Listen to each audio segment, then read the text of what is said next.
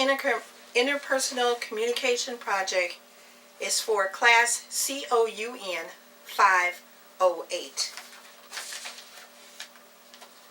Allow me to introduce myself and why I'm here today.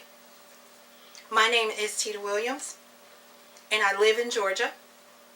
I'm a veteran, and I have received my bachelor's degree in human services with an emphasis in administration, and in the process of receiving my master's degree in human services with an emphasis in military resilience. There are many programs that are available to increase resilience, but little is known about its effectiveness. And I am very interested in giving back to the soldiers because I was in the U.S. Army. Next slide. Our class this semester is on communication. To have a conversation, there must be a sender and a receiver.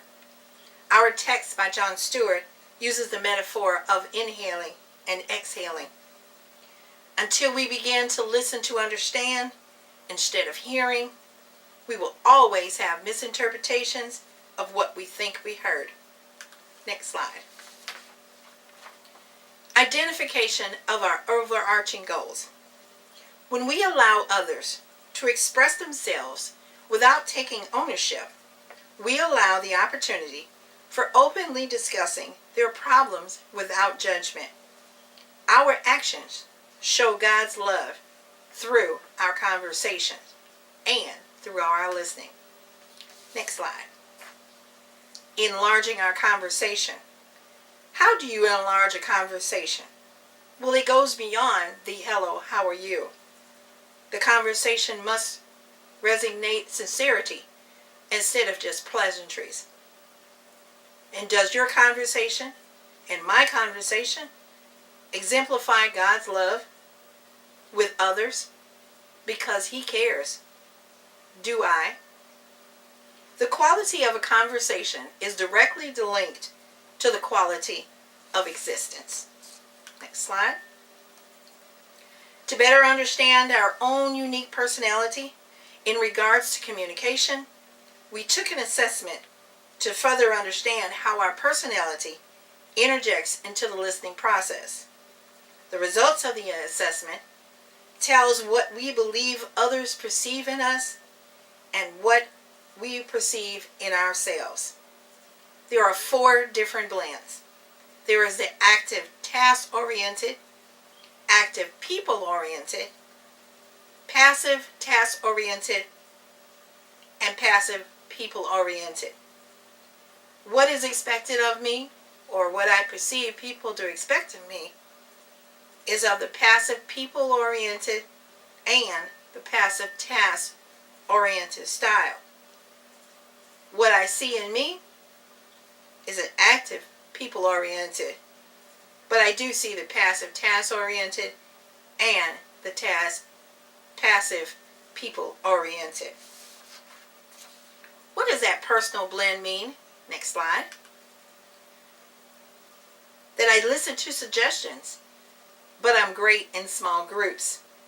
I need clearly defined tasks, details, limited risks, and tasks that require precision and planning. Those qualities are best served in visitation, counseling, on the phone, in an office, maintaining records, and leading small groups. I respond best when I have spelled out detailed operating procedures, and I need provided resources to do my job correctly. I do listen to suggestions, and those suggestions, such as long-range planning, organizing, setting up, those are my best qualities. Of course, when you have best qualities, you also have some negative ones. And total support, it's not always possible. Thorough explanation, it's not everything. Discipline is good. Boldness and taking risks are sometimes they're necessary. Next slide. Dealing with barriers. I need to guard against being judgmental. Be more emphatically aware of others' feelings without being sympathetically involved. Slow to speak, but with not all the facts, just accurate ones. And when things go wrong, stay encouraged. We all have barriers that prevent us from listening. And sometimes it's within our own personality, which means there is room to change. We sometimes selective listen, but when we do, we miss something that is important. So when we admit that we have room for improvement, we can.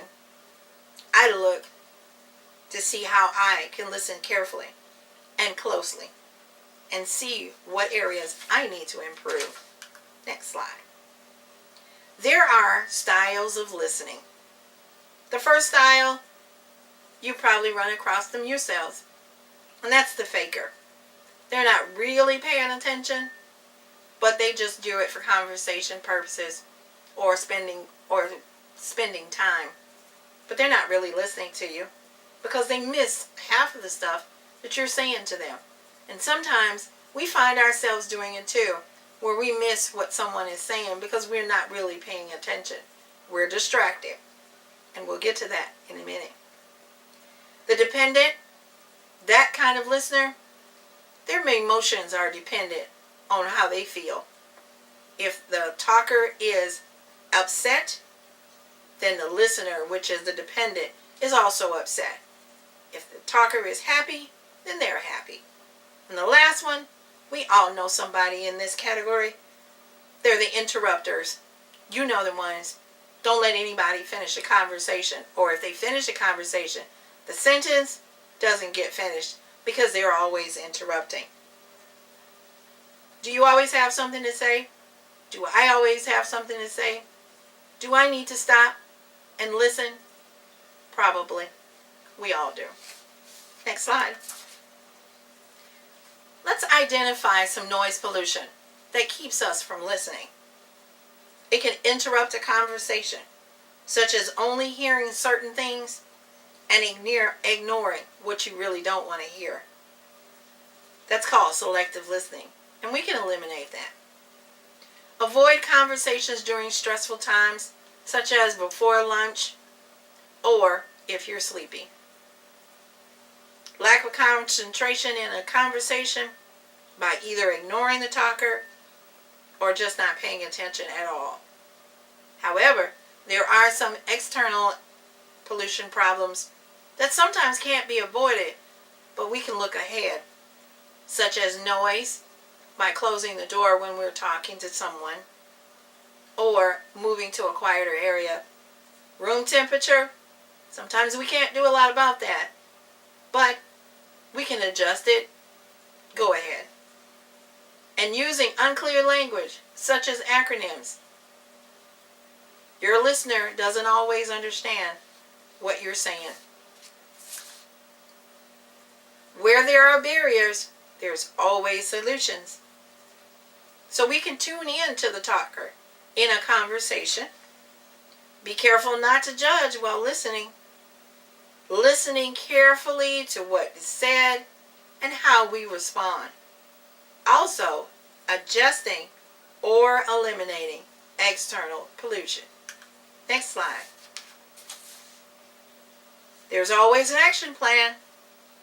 Listen and ask for clarification. Depend on God to build relationships with others. Utilize the talker-listener cards that we learned by identifying whose problem is it.